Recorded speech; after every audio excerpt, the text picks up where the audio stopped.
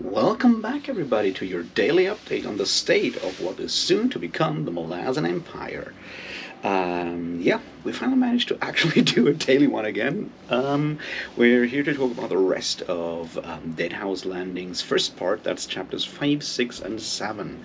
Because I'm an idiot and I said last night that I read up to chapter 5, which I didn't. I only read up to chapter 4. See how stupid I am with numbers. Anyway, let's kind of wrap this up, talk about the rest of it, and then I'll go into reading the first half of part 2 tomorrow or tonight. See how far we come, and then we'll see where all of this is going, shall we? Well, here we go. Cheers.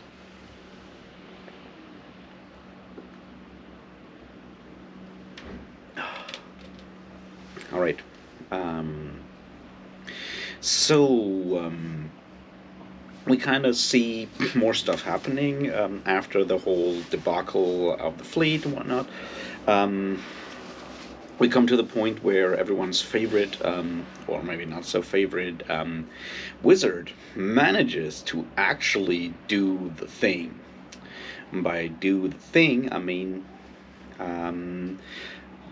buy the ship that he promised. So he buys the Twisted, the cursed ship that I guess will change its name rather sooner than later.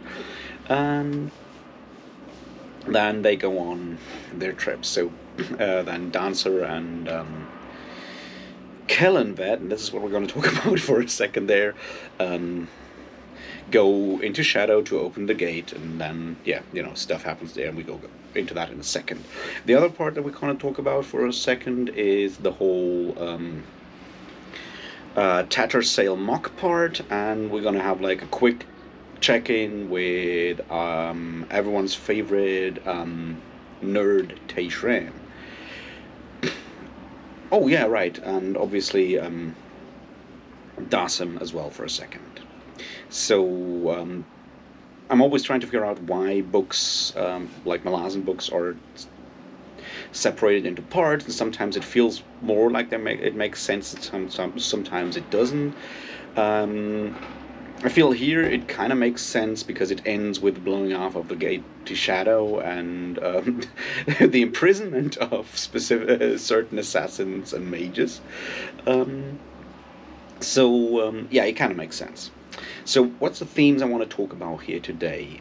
We want to talk about, obviously, how Kellen Ved gets his name, which is completely random because he's like, I don't want to be called Vu anymore, which, fair play, I kind of get that. And he's looking for something tough and whatnot, and comes up with like this really terrible name, Veth and Keth, or Weth Keth, whatever, I don't know, the destroyer. And then it's like the answer's just like, let's do something else with Kel and Ved. And he's like, that makes sense, it's Kel and Ved. And yeah, ridiculousness abounds, and I feel this is something that is important to see about the character of Kel and Ved now.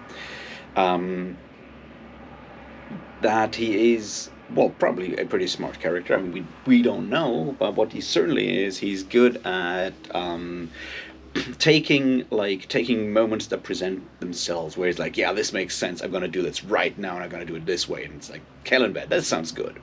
And this, like from the outside, may sound ridiculous, but as someone who is also very much going with their gut feeling for a lot of things, which I have regretted.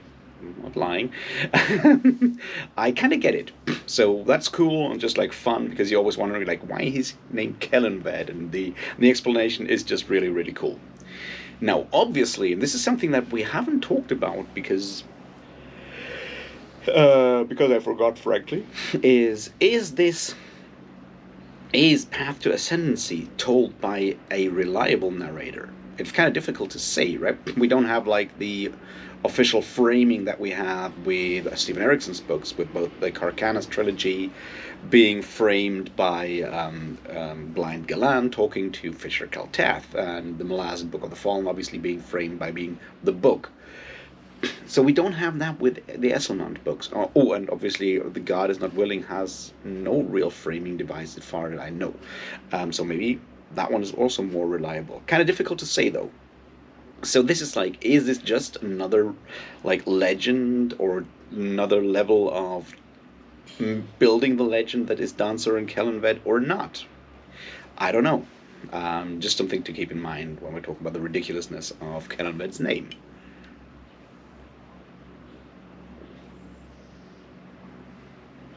Let's have a bit of a look at the Tattersail Mock relationship. That one is, I feel, interesting to talk about because it shows something that has recently, been like, at least if you spend time in in YouTube and internet drama, which I highly, I don't recommend doing that. But here's the point: we have Mock, who is a way older dude, and who is at least nominally the ruler of the island. And we have Tattersail, who's a young and kind of ambitious in a way, but also rather naive mage. So there is already what is like nowadays talked about a lot. There's a power imbalance there already, plus the age difference. If Mock were a YouTuber, he would be cancelled to the next fucking continent for what he's doing there. Oh, and also he's obviously cheating on Tattersail with someone else. And Tattersail just completely overlooked it again.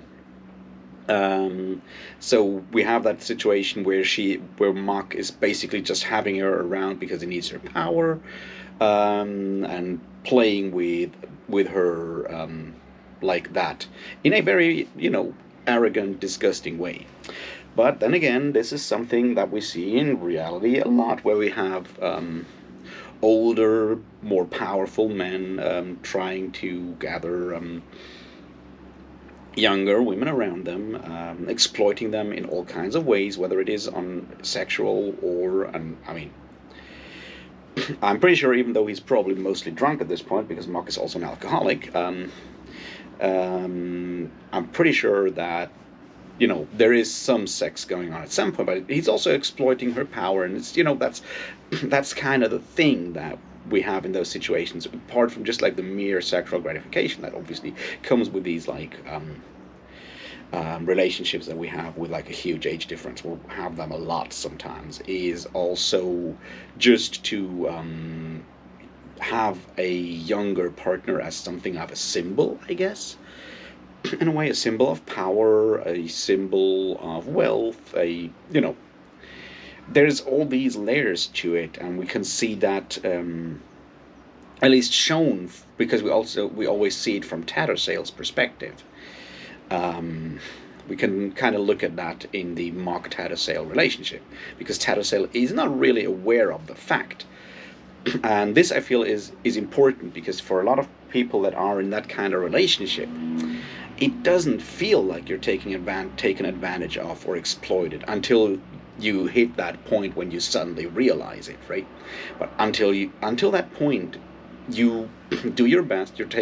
And we as outsiders who go into such discussions and gossip about it or get really angry about it on Twitter or what have you, we tend to not take the younger person in such a, or the weaker person in a relationship with a large power imbalance and age difference. I mean, age difference by itself is something of a power imbalance, obviously, but it's more than that. We tend to not take those people seriously, and that's a huge problem. We're like, yeah, they don't realize, and say, of course they don't realize it, but that doesn't invalidate their feelings at the situation, right? It's not that they're stupid. It's a lack of experience, and to equal that with a lack of intelligence is something that is like we fall into way too easily. So having that relationship seen from Tattersail's perspective, who is, to be fair, probably the smarter person in the room there with Mock, and kind of helps understand the fact that even though the power imbalance and age difference is the other way around, it is important to see her as a valid person, as a as someone to taken seriously here. Obviously, being a first in battle mage also helps. But that's the other part, right? She thinks that she can get somewhere, and Mock is kind of using her and her mage skills also as something to hold together all those captains. And we're going to talk more about that in the next couple of chapters, I am sure, in part 2, as far as I remember, because there's going to be fun things showing up later on.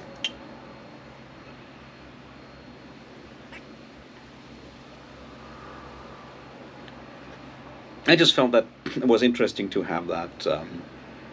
Also, I really appreciate that someone as greasy and terrible as Mock has the cliched mustache to prove it.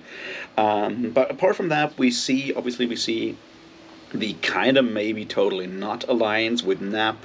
Surly's brother is pretending. Who knows? Well, Tattersall is suspecting him to have something in mind there. Mock is not. Because Mock's an idiot. At least this Mock is. And we end there with the proposition of an alliance of Nap and Malaz to go and rob Khorne. And Tattersall suspects it to be a trap. So we'll see how that all plays out in part 2. Until then, I will not say what happens. But we also see how, in his arrogance, Mock is also starting to disassociate himself from his underlings when we have the scene with Geffen, who is, doing the Geffen thing. But also Tattersall is playing into that as well, because Tattersall is vain and arrogant at this point. But then again, she's, 16, 17, and we remember how vain and arrogant, more arrogant than vain, our buddy Dancer was in Dancer's Lament. He's probably still kind of arrogant. We'll see. But something important there, though, happened, and that is that Geffen said that he has hired an assassin. And remember what I said last time round? It's like there has to be a assassin's duel in every Path to Ascendancy novel. So here's where the foundation stones for that one are being laid. It's Geffen who hired someone. But we don't know who yet. We'll find out later on, I guess.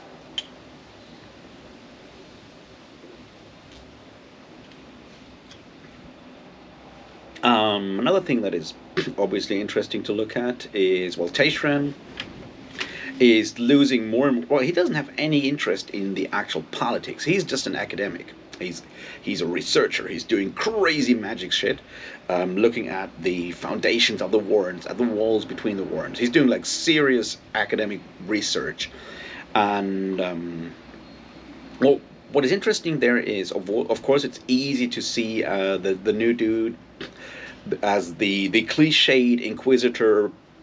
Well, he's called Invigilator here, but he's the cliched Inquisitor who has been branded in our heads ever since, but you have your Bernardo Gui and your Name of the Rose and whatnot, the cliched power-playing Inquisitor who has all the force and the authority and uses that to its own benefit and advancement. And while it is easy to go that route and look at the idea of this being a church, I feel what is more interesting to look at in the way this will play out, and we're going to talk more about it in, I guess, the next couple of chapters, is from the academic standpoint, because academia is very much the same thing, which is one of the huge problems of academia or science. It's a general university thing, not just humanities, it's an academia thing. That problem is that because of the way these things are set up, if you want to have the resources and the capabilities, or like the resources to do research in a field that really interests you as an academic, you unfortunately also need to be a good diplomat and power politician, because otherwise you'll just drop by the wayside.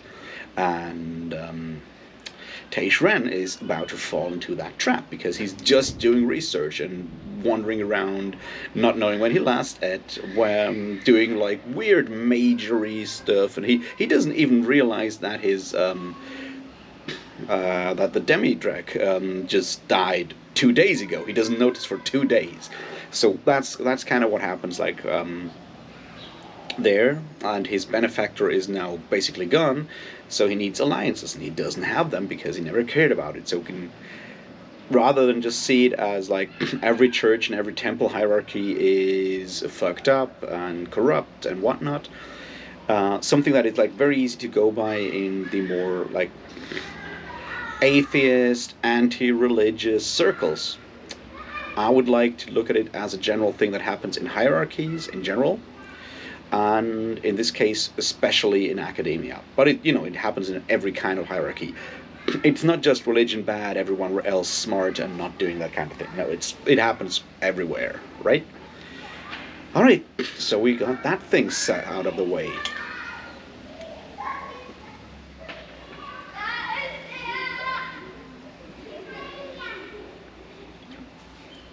All right, what else to look at? Dassem. Remember last time I said Dassem is still in Lihang and is on his way out? Not yet in Malaz. Well, he's on his way because Dassem makes some kind of deal with Hood, or tries to. Problem is, you can't make a deal with Hood, but you can apparently pressure Hood by saying, I don't want to do your job anymore, and laying down the sword, and Hood gives him an option. And this is something that I'm really interested in. And this is like spoilery towards the Malazan Book of the Fallen. It has like literally nothing, it has no impact on the Malazan Book of the Fallen, but I just want to drop 2 or 3 things here. So if you haven't read the Malazan Book of the Fallen, kind of ignore the next, I don't know, 15 to 20 seconds, I guess. So we have Nara, whatever that girl's name is, who may be Dassim's daughter or Dassim's sister, we don't know, or just a random person that he cares for. And she's got the terrible plague, and so with his deal that doesn't exist, which was threatening to stop being Hood's mortal sword, Hood tells him to bring her to the Deadhouse in Malaz Island and put her in there. So she's basically in stasis until they figure out how to cure the plague that she has. And Dassim does that. Now you remember, or you don't, in Deadhouse Gates, when at the end people walk through the Deadhouse, we come across a sleeping girl in one of those, and they're like, this must be Dassim's daughter. And in other places we hear that Hood did something with Dassim's daughter, and that's the reason why Dassim actually stopped working for Hood, and then all the stuff happens that leads to Dassim, being expected to be dead later on, right? And I'm like, is this girl already Dassim's daughter? Because in that case, the whole, Deadhouse incident happens way before everything in those legends does, or those stories about Dassim. Or does he just casually drop girls in dead houses all the time? I am intrigued. Let me know what you think in the comments. I would really love to find out. It's just weird. I don't know. So there's that.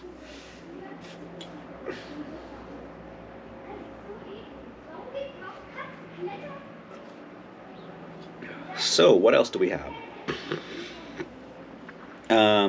Yeah, they buy the Twisted, probably overpay by a large amount. Then another character from the Malazan Book of the Fallen and from Dante's Lament shows up in Malaz Island. That's important. Nightchill shows up. We meet Obo, we meet Agela, Nadurian meets both of them, and there's Nightchill. She's just doing research. That's what I always say if I just hang out somewhere to annoy people. I'm just doing research. So she just shows up, and we'll see how all of that happens in part 2. What else is, let's talk about the shadow thing. Now, after they buy the ship and hand it over to the Napan crew of Surly and Urko and Cartheron, we have Dancer and Kellenved jump back into Shadow to open that gate. They barely just manage. Which, it's fine. Happens. It's cool. And they end up somewhere else. We also meet for the first time Edgewalker, who is not going to, follow them, persecute them, and punish them for their, like, stuff. But we meet Edgewalker for the first time, which is cool. We also meet that winged being whose name I already forgot. But, just that kind of stuff. And then they end up somewhere on Ototurl Island, where they will be, where they're just taken into the mining camp. And we meet another one of those Malazan people we meet later on, that being Hairlock, who is already an asshole. Kinda. Yeah, there's not that much to talk about. We just see more stuff happening in the Malazan world that people who have read the Malazan novels of the Malazan Empire or the Malazan Book of the Fallen will recognize and say wow, shit, this here already, which is cool. Because at the end we also meet the High King, Calor, who just casually walks. Gave me one of those. Is it Salem's Lot? I keep forgetting that. No, Needful Things, whatever. Stephen King's story where where basically that guy just walks into the city and has all the stuff and gives it to people and they do terrible things to each other, and he just walks into that pirate cove and just drops the drops the jewels and everyone just kills each other, and then he just goes and moves away. So Calor is on his way to somewhere, which we, as fans of Calor and friends of Calor, know that wherever he shows up, he is bringing peace, harmony, and understanding with his humble nature. So I'm looking forward to seeing where he'll go.